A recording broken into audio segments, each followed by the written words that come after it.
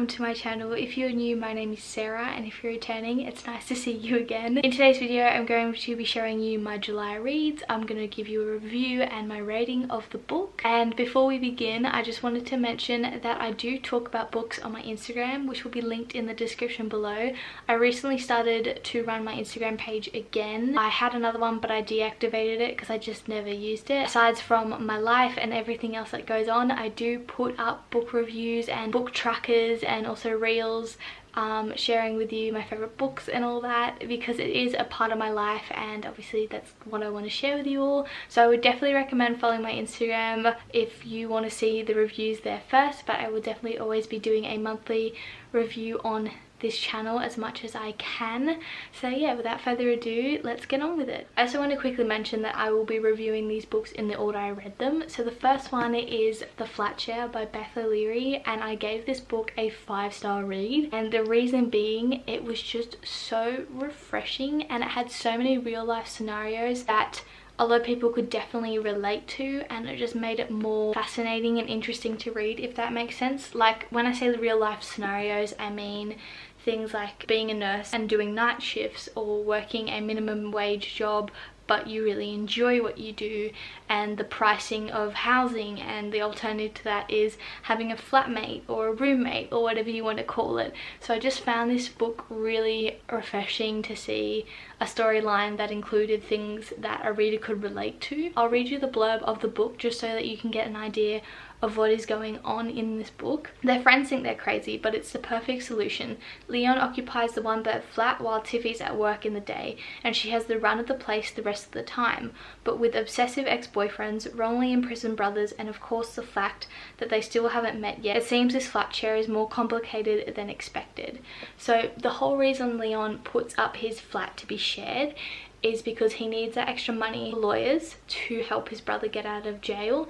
And so Tiffy was perfect for the scenario because he works night shifts as a nurse, and so he needed the flat only from 9 AM to 6 PM, which is when Tiffy works. So they never actually bumped into each other, and the best thing about it is they actually didn't bump into each other quite late on in the book, which was so nice, because I feel like scenarios like that you just assume them not knowing each other might last maybe 1 to 4 chapters, but this I think lasted like a good 6 or 7. Like, it was just really well done. And I've never actually heard of Beth O'Leary before.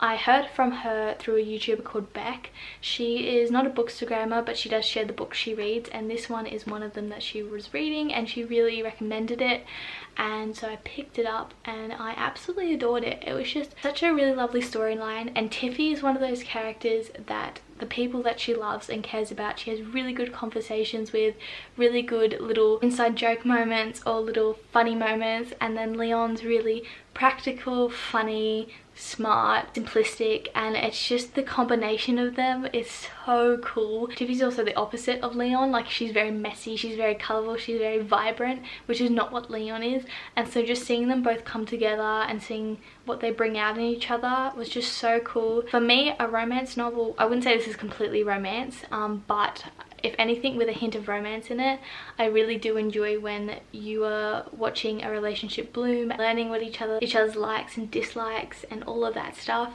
It was just really nice, and I don't know what else to say about it, because if I say anything else I'm gonna spoil it. But definitely, if you like a little bit of drama, a little bit of work issues, a little bit of relationship issues, friends, you name it, it's all there. And I gotta be honest, Tiffy reminded me, if you guys have watched Criminal Minds, Tiffy reminds me of, oh my god, what is her name? Hold on, I've forgotten her name. That's really embarrassing. Penelope. If any of you have watched Criminal Minds, Tiffy reminds me a little bit of Penelope with her style. Not necessarily her personality, but definitely her, I've got hair everywhere. Definitely reminds me of Penelope with her sense of style. And so yeah, it was such a good book. And I guess one of the things I did love too is if there was an argument between the couple, it was very valid, and the way they fixed it was very reasonable and realistic. A lot of books I've read with a relationship issue have been over something really stupid or really predictable, and I feel as though even though this argument was a little bit predictable, it was more realistic and reasonable. So yeah, I don't know what else to say about it. But if you have any questions that you want to ask me, feel free to DM me, because I know my Instagram comments aren't working for some reason. But yeah, I would highly recommend her. I've also ordered a couple more books for me to read, and once they come in I'm going to do a reel of me unboxing them. And I also got Beth O'Leary's The Road Trip, so there's been mixed reviews on that one, but this one has been very consistent in its reviews, so hopefully you'll see the Road Trip book review probably, I'd say, in the next 2 to 3 months, give or take. But yeah, I would definitely recommend if you are considering buying it or have never heard of it and love reading, love relationships, love drama, love real scenarios. This is definitely your kind of book. I have to say, one of my biggest issues with romance books is that there is such a tendency for a cliche or a overwritten story, and it's something I have to be very wary of. I do love reading romance books, but very specific types. So The Flat Share is a very good example of that type of relationship. And I picked up this book, Windfall. Before I start, I gave this book a 2-star. It just was very cliche, but I'll get into it in a second. So I'll read you the blurb. Alice has been in love with her best friend Teddy for the last 3 years. On his 18th birthday, she buys him a lottery ticket, and to their astonishment, he wins the jackpot. The two of them are suddenly thrown together with the world at their feet, and when Teddy finally decides how to spend his money, who better to go on that adventure with him than Alice? But money can't buy you love, and Alice and Teddy are about to find out more about themselves and each other than they ever could have imagined. As you can see from the blurb, it does sound cliche. Best friends fall in love. The reason I picked it up, when I picked it up, I must have read the blurb wrong, because I read it as though he'd won the lottery and they went on a world trip together, and that's how it all happened. And I thought that was a really cool way of a relationship to come together through travel, because you could have done a lot of different experiences that could have related to one another. So that is why I picked it up. Reading this book, it was not what I had thought it was when I picked it up a couple months ago. I did enjoy the characters. I really loved Leo and Alice. Teddy, on the other hand, not really my favorite character, even though he's one of the main ones. And Alice was really good and really relatable. They are teenagers, so obviously if you're a teenager, you can relate to some of the high school drama they have. But to be quite honest, it was not, I don't know, it just wasn't there for me. Something like Teddy has issues with his father, which I won't... Do I go into it? This is a little bit of a spoiler, but it's not surprising if that makes sense with this book, but we'll see. Teddy's father is a gambling addict, and so obviously he's left his life, but he's come back once he's won the lottery, which makes sense, right? But the whole drama with him was very short and to the point. And for me, if you're going to implement something like that, I'd want it drawn out a little bit more than it was. And yeah, it would have made me furious, angry and frustrated, but that's what you kind of want. If you're going to put a storyline like that, a reader or an audience, whether you're reading a book or watching a movie, you're gonna get frustrated because you don't want something to happen when you know it's gonna happen, if that makes sense. So Teddy's father inevitably coming back because of the money, you don't want that to happen. That pisses you off, but you know it's gonna happen. So I just feel like the author, oh sorry, this is by Jennifer E. Smith, by the way, but I just feel like it wasn't really well done, and it was just very predictable the entire time. But yeah, there was parts I did enjoy, don't get me wrong. Alice has lost both of her parents, so she lives with Leo, who is her cousin, and that's when the three of them become friends. Leo and her family have a really good relationship, and it's just hearing her story, and it's her transformation. Alice transformed a lot in this story, and it's about finding herself, which I did not mind, actually, part of it, because it brought a new aspect to the cliche. Honestly, when it came down to it, it just was really, I don't know the words, just really disappointing, because especially what he ends up doing with the money, what he does with the money is really, really good. There's nothing bad about it, but I feel like he could have, with such a large amount of money that he won, I feel like Jennifer could have done so much more with the characters. You could have done so much more drama, but it was just very predictable drama with what you would do with the lottery, which I'm not saying is bad. Obviously when you win the lottery, you're going to do everything that everyone expects you to do, fair enough, but after that point I thought it'd be a little more interesting and different. But the relationship between Teddy and Alice, it was really simple too. It wasn't anything major, but I have to say this book's probably also majorly about Alice finding herself. So yeah, not my favorite, just not my favorite. Okay, so the third book I read this month was The Seven Husbands of Evelyn Hugo by Taylor Jenkins Reid. 5 stars, easily, so easily. So with this book, I heard so many good things about it and I knew I had to pick it up. And when I did, I started reading it and I just got hooked straight away. It was one of those books that just hooked you from the start, and I absolutely loved. One of my favorite parts of it was the fact that there were 2 storylines, but normally when you have 2 storylines like in the flat share, they're quite balanced out. But in this book you had a journalist and obviously Evelyn, and even though Evelyn's story was the predominant storyline, you also had Monique, which was the journalist, her story, but you also saw hints of how Evelyn's life impacted Monique's, and it was just phenomenal. And then finding out how Monique's storyline actually connected with Evelyn's was so well done, like so well done. I feel like that was one of the best connections you could have ever done. I'll read you the blurb. So, reclusive Hollywood movie icon Evelyn Hugo is finally ready to tell the truth about her glamorous and scandalous life, but when she chooses unknown magazine reporter Monique Grant for the job, no one is more astounded than Monique herself. Why her? Why now? Summoned to Evelyn's luxurious apartment, Monique listens in fascination as the actress tells her story, from making her way to Los Angeles in the 1950s to her decision to leave show business in the 80s, and of course the 7 husbands along the way. Evelyn unspools a tale of ruthless ambition, unexpected friendship, and a great forbidden love. Monique begins to feel a very real connection to the legendary star, but as Evelyn's story nears its conclusion, it becomes clear that her life intersects with Monique's own tragic and irreversible ways. So as I mentioned before, that tragedy, my god, is what links them both, and I just loved it. What I loved most about it, it was so relevant to the time of the time period of the tragedy, if that makes sense. But anyway, basically one thing I loved about this, there's 7 husbands, right? The way Taylor set this out, like structure-wise of the book, I loved how she gave each husband a fun name. So like, for example, first husband's name is Paul Ernie Diaz, so that kind of tells you that, you know, the relationship didn't end really well or something bad happened, like you can just sort of tell. And then like Cameron, one of her best relationships was called Brilliant, Kind-Hearted, Tortured Harry Cameron. Just that in itself gives you insight into what you're about to read, and I really loved it. But it also told you what husband you are up to, and the structure, the timeline, it was just really well written. And I loved how Evelyn's character was so blunt and to the point, and she was so advanced for her era, and she was a character that you literally felt like you could just go and research. Like at dead set at points I went to go and research Harry Cameron and Evelyn Hugo and Cecilia St. James. Like I just really thought they were all real, and I just loved it. And I love history, and just to see it from a time period where actresses were still finding it hard and difficult to find themselves in the world by themselves, it was just very fascinating to see how Evelyn made that possible for herself and created the life she did, coming from basically nothing to becoming everything. But yeah, it's just a really, really good book. Like I definitely would recommend.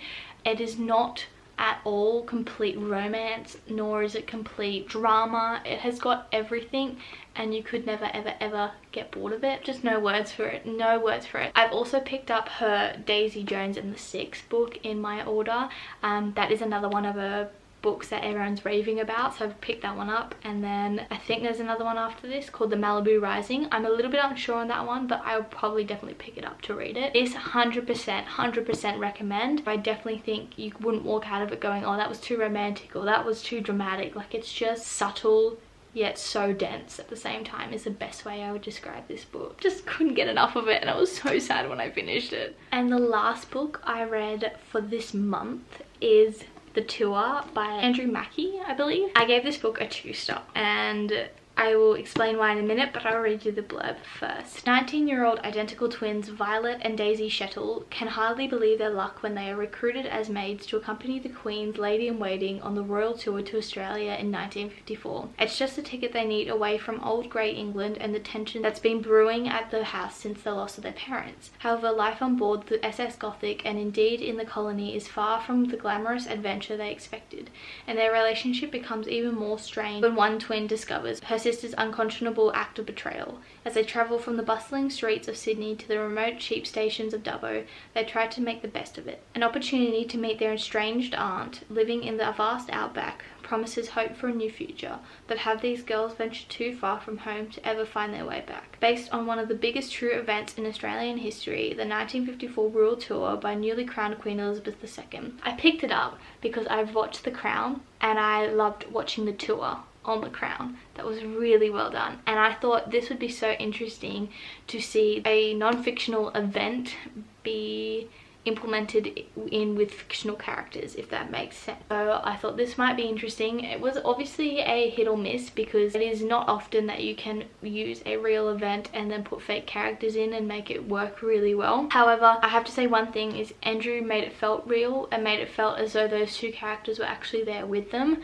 One of the things though, if you have watched The Crown, it's harder to attach them to the storyline, if that makes sense, because you know they weren't actually there. And yeah, it was interesting. I loved Violet and I loved Jack, was the other character, not my boyfriend, the guy in the book. And Daisy, I know you're probably meant to hate her, but I absolutely just loathed her, and I understand what Violet did was absolutely like horrible, but I still loathe Daisy. I'm just not a big fan of Daisy, and I just found this book was very hard to keep up with. So he constantly switched from Violet to Daisy, and because they're identical twins, it's even more difficult for some reason, in my opinion it was, to realize who they were talking about, because obviously in a book, if they're identical twins, you've got to make it sound like it because you're not actually visually watching them. For me, I'm sure other people do it, is once I learn a character and their characteristics, I place them in their dialogue. And so at points I was accidentally placing Violet in Daisy's dialogue and vice versa, and it just didn't sound right, so I had to go back to read who I was actually reading, and that I just didn't really enjoy. I feel like it would have been better off to do something like the flat share, where you have one chapter for Violet, one chapter for Daisy, because it would have been easier to follow and it would have been clearer, because I had so many issues and events and chaos happening at once that you didn't know whose was who and what they'd done. In the end, it was like, this is a bit of a spoiler, but in the end both of them were kicked off, even though Daisy did majority of the damage and Violet did one thing, which was vomit on the Queen. But not completely, but it was still embarrassing and awful, but it was nothing compared to what Daisy does. And so I just found that quite frustrating that both of them were impacted, even though one of them was the main culprit. Jack is the one that's interested in Violet, and he's an Australian working on the tour, and their storyline, Violet and Jack, I absolutely love. And in the end, there's another spoiler, they do get together, but it sounded like they weren't, and I was actually going to be fuming because I was like, you're going to do all this and then not have some way of bringing a happy ending in. But what I didn't enjoy is with the ending, obviously when you have two characters, you learn how both ended up. And the way he did it is he followed Daisy, and then Violet's ending was through a letter. I just didn't enjoy. I loved the ending, Violet's ending, and Daisy's ending was very understandable, so they were both fine, but I just would have loved to be in the moment with Violet and heard her ending, not really Daisy's, because I didn't really care. So that's the other thing I didn't like. But just overall, I just wasn't a big fan. I did join parts of it, I really did, and I really enjoy how he incorporated the Queen's tour into this book. Overall, it was just very hard to follow, and that's about it. So I hope you all enjoyed this video.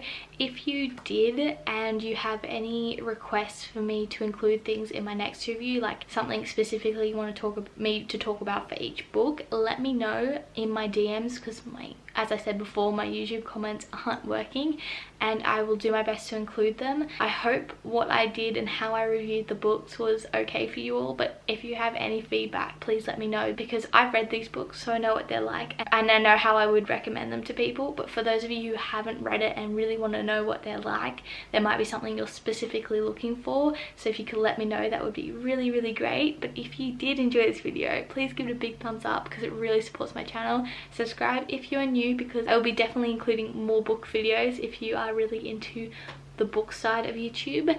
And I will see you all in my next video, which should be a vlog very, very soon. Goodbye.